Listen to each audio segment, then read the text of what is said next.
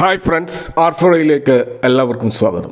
കഴിഞ്ഞ ആഴ്ച Indian stock മാർക്കറ്റിനെ സംബന്ധിച്ചിടത്തോളം വളരെ വളറ്റൈലായിട്ടുള്ള ഒരു ട്രേഡിംഗ് വീക്കിലൂടെയാണ് നമ്മൾ കടന്നുപോയത്.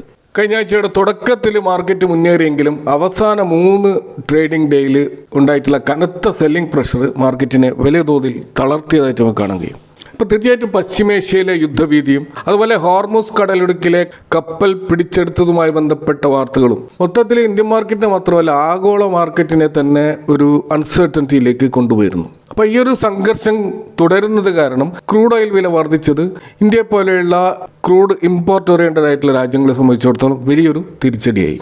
കൂടാതെ നമ്മുടെ ഇന്ത്യൻ രൂപയുടെ മൂല്യം തന്നെ 94.25 എന്ന ലെവലിലേക്ക് തിരിച്ചു വന്നതായിട്ട് നമുക്ക് കാണാൻ കഴിയും. അപ്പോൾ ഇത് ഒരു റെക്കോർഡ് ലെവലിലേക്കുള്ള ഇന്ത്യൻ രൂപയുടെ ഒരു ഫോളാണ്.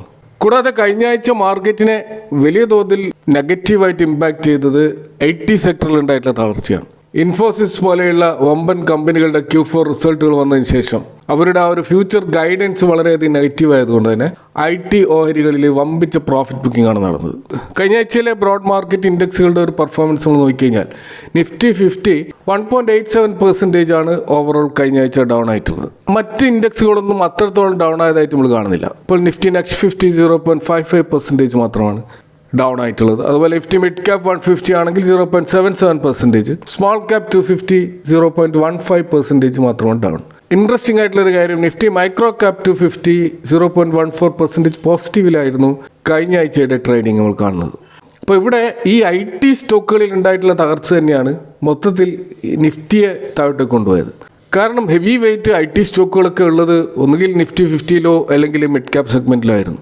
അതേസമയം ഈ മൈക്രോ ക്യാപ്പ് സ്മോൾ ക്യാപ്പ് മേഖലയിൽ നല്ല ബൈയിങ് മൊമെൻറ്റം വന്നുകൊണ്ടിരിക്കുന്ന സമയത്താണ് ഈ IT സ്റ്റോക്കുകൾ ഉണ്ടായിട്ടുള്ള തകർച്ച. അതുകൊണ്ട് തന്നെ ആ ഒരു തകർച്ചയുടെ ആ ഒരു ആഫ്റ്റർ എഫക്റ്റ് ഈ സ്മോൾ ക്യാപ്പ് മൈക്രോ ക്യാപ്പ് സെഗ്മെൻറ്റിലേക്ക് എത്തിയിരുന്നില്ല.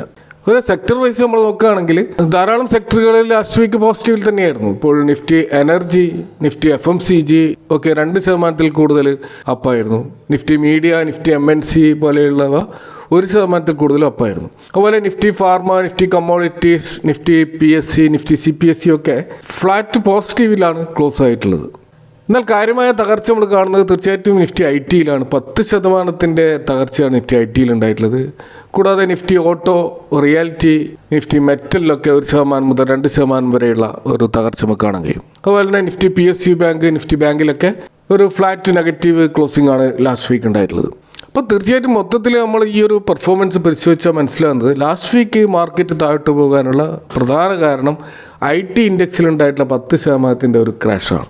ഇനി നമ്മൾ നെക്സ്റ്റ് വീക്ക് നോക്കുകയാണെങ്കിൽ വളരെ നിർണായകമായ ഒരു ഘട്ടത്തിലൂടെയാണ് അത് പോകുന്നത്. കാരണം വലിയ തോതിലുള്ള നെഗറ്റീവ് ഗ്ലോബൽ ക്യൂസും IT സെക്ടറിൻ്റെ പെർഫോമൻസിനെ കുറിച്ചുള്ള ആശങ്കയും റൂപ്പി വീക്ക്നെസ്സും എല്ലാം നോക്കുകയാണെങ്കിൽ നെക്സ്റ്റ് വീക്ക് മാർക്കറ്റ് വളരെയധികം അൺസർട്ടനിറ്റി നിറഞ്ഞ ഒരു ട്രേഡിംഗ് സെഷനിലേക്കാണ് പോകുന്നത്. നെക്സ്റ്റ് വീക്കിൻ്റെ മറ്റൊരു പ്രത്യേകത 4 ട്രേഡിംഗ് ഡേ മാത്രമേ ഉള്ളൂ. മെയ് 1 വെള്ളിയാഴ്ച മാർക്കറ്റ് അവധിയാണ്. അതുകൊണ്ട് തന്നെ April 27 മുതൽ April 30 വരെ വ്യാഴാഴ്ച വരെ മാത്രമേ ട്രേഡിംഗ് നടക്കുകയുള്ളൂ. ഇത് കൂടാതെ ഏപ്രിൽ മാസത്തെ ഫ്യൂച്ചർ ആൻഡ് ഓപ്ഷൻസ് എക്സ്പയറി വരുന്നതും ഈ April 28 ചൊവ്വാഴ്ചയാണ്. അപ്പോൾ ആ ദിവസം ഫ്യൂച്ചർ ആൻഡ് ഓപ്ഷൻസിൻ്റെ എക്സ്പയറി ആയതുകൊണ്ട് തന്നെ പൊസിഷൻസ് ക്ലോസ് ചെയ്യേണ്ടത് കൊണ്ട് വലിയ തോതിലുള്ള ഒരു വളറ്റിലിറ്റി ആ ദിവസം നമുക്ക് പ്രതീക്ഷിക്കാൻ കഴിയും.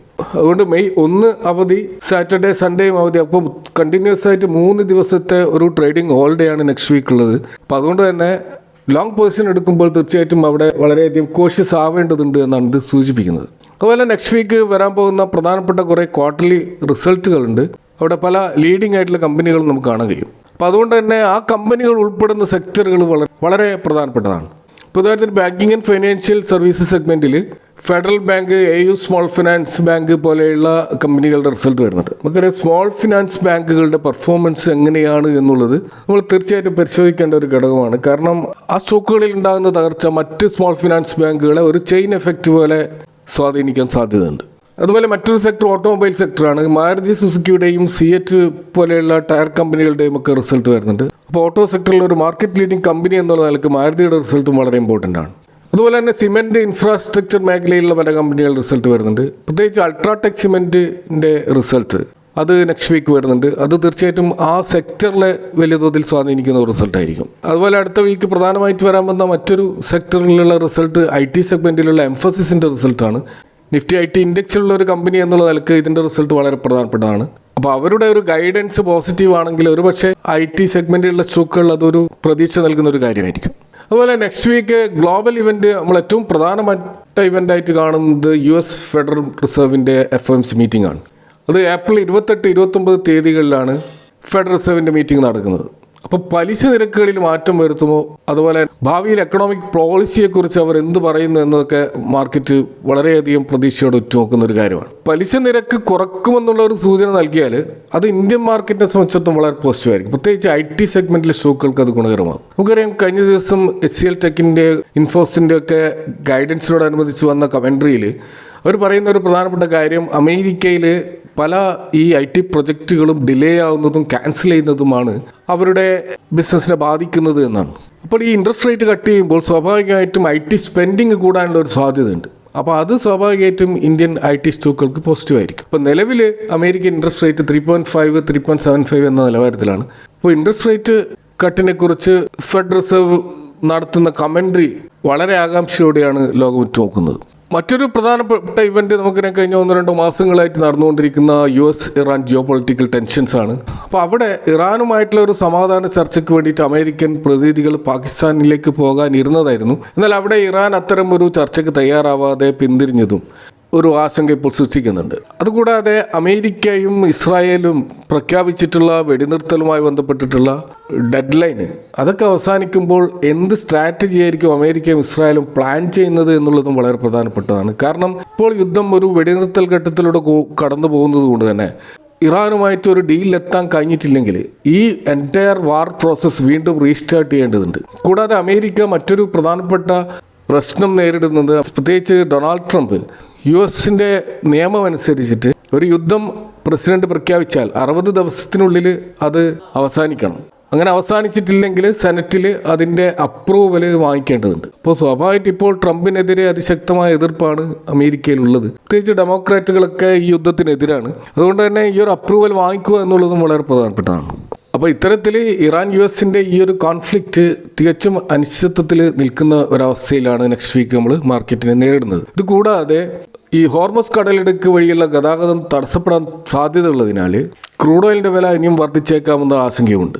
ഇന്ത്യയെ സംബന്ധിച്ചോളം ഇപ്പോൾ നടക്കുന്ന സ്റ്റേറ്റ് ഇലക്ഷൻസ് കഴിയുന്നതോടുകൂടി ഈ ഓയിൽ പ്രൈസുമായി ബന്ധപ്പെട്ട ഏതെങ്കിലും പ്രൈസ് ഹൈക്കിനെ കുറിച്ച് ഗവൺമെൻറ് ആലോചിക്കുകയാണെങ്കിൽ അതും മാർക്കറ്റിൽ വളരെയധികം നെഗറ്റീവായിട്ട് മാറാൻ സാധ്യതയുണ്ട്. അപ്പോൾ നിലവിൽ ക്രൂഡ് ഓയിൽ പ്രൈസ് കഴിഞ്ഞ ആഴ്ച നമ്മൾ കണ്ടത് 93-94 റേഞ്ചിൽ ഈ കഴിഞ്ഞ ആഴ്ചയുടെ തുടക്കത്തിലുണ്ടായിരുന്ന ക്രൂഡ് പ്രൈസ് പിന്നീട് ഉയർന്നിട്ട് 107-108 ലെവലിലൊക്കെ എത്തിയിരുന്നു. ഇപ്പോൾ 105 എന്ന ലെവലിൽ അത് സ്റ്റേബിളായിട്ട് നിൽക്കുകയാണ്. അപ്പോൾ നെക്സ്റ്റ് വീക്ക് ഈ ഒരു ഹോർമസുമായി ബന്ധപ്പെട്ട് വരുന്ന വാർത്തകൾ അത് എങ്ങനെയായിരിക്കും ഈ ഒരു ക്രൂഡ് പ്രൈസിനെ സ്വാധീനിക്കുക എന്നുള്ളതും മാർക്കറ്റിനെ സംബന്ധിച്ചിടത്തോളം വളരെ ആശങ്ക ഉണ്ടാക്കുന്ന ഒരു കാര്യമാണ്. ഇതുകൂടാതെ ഫോറിൻ ഇൻസ്റ്റിറ്റ്യൂഷണൽ ഇൻവെസ്റ്റേഴ്സ് നമ്മുടെ മാർക്കറ്റിൽ വീണ്ടും അവരുടെ സെല്ലിങ് ആരംഭിച്ചതായിട്ട് കാണാം. കഴിഞ്ഞ ഏപ്രിൽ മാസം മാത്രം അവർ ഏകദേശം 56,000 കോടിയുടെ ഒരു സെല്ലിംഗ് ആണ് നടത്തിയിട്ടുള്ളത്.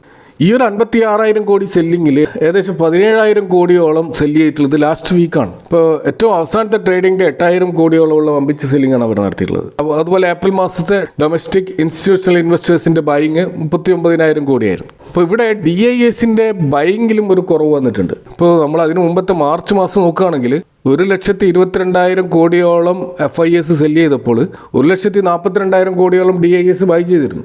എന്നാൽ ഈ ഒരു മാസം ആ രീതിയിലുള്ള ഒരു അഗ്രസീവ് ബൈയിങ് DIS നടത്തുന്നില്ല എന്നുള്ളത് നമ്മൾ നോട്ട് ചെയ്യേണ്ട ഒരു പ്രധാനപ്പെട്ട കാര്യമാണ്. അപ്പോൾ അതുകൊണ്ട് തന്നെ നെക്സ്റ്റ് വീക്ക് FISൻ്റെ ആക്ടിവിറ്റീസ് വളരെ പ്രാധാന്യം അർഹിക്കുന്ന ഒരു കാര്യമാണ്. അവർ വീണ്ടും ശക്തമായ സെല്ലിംഗ് മോഡിലേക്ക് പോവുകയാണെങ്കിൽ അത് മാർക്കറ്റിൽ വലിയ തോതിലുള്ള ഒരു നെഗറ്റിവിറ്റി സൃഷ്ടിക്കാൻ കാരണമാകും.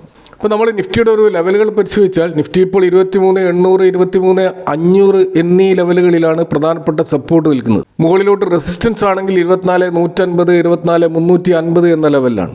അപ്പോൾ ഈ രണ്ട് പ്രധാനപ്പെട്ട ലെവലുകൾ ബ്രേക്ക് ചെയ്യാതെ നിൽക്കുകയാണെങ്കിൽ നമ്മളെ സംബന്ധിച്ചിടത്തോളം മാർക്കറ്റിൽ വലിയ ആശങ്കയില്ല. എന്നാൽ 23,500 ബ്രേക്ക് ചെയ്യുകയാണെങ്കിൽ അത് മാർക്കറ്റിനെ സംബന്ധിച്ചിടത്തോളം വളരെയധികം നെഗറ്റീവാണ്. വീണ്ടും നമ്മളൊരു ബിയറിഷ് ട്രെൻഡിലേക്ക് പോകാനുള്ള ഒരു സാധ്യതയാണ് അവിടെ ഉള്ളത്. അത്രമാത്രം അനിശ്ചിതത്വമാണ് മാർക്കറ്റിലുള്ളത്. അപ്പോൾ ഇതൊക്കെയാണ് നെക്സ്റ്റ് വീക്ക് മാർക്കറ്റുമായി ബന്ധപ്പെട്ട് നിങ്ങളുമായി ഷെയർ ചെയ്യാനുള്ളത്. ഈ വിഷയങ്ങളുമായി ബന്ധപ്പെട്ടുകൊണ്ട് നിങ്ങളുടെ അഭിപ്രായങ്ങളും കമൻറ്റുകളും അറിയിക്കാം. Thanks for watching. See you next time with another video.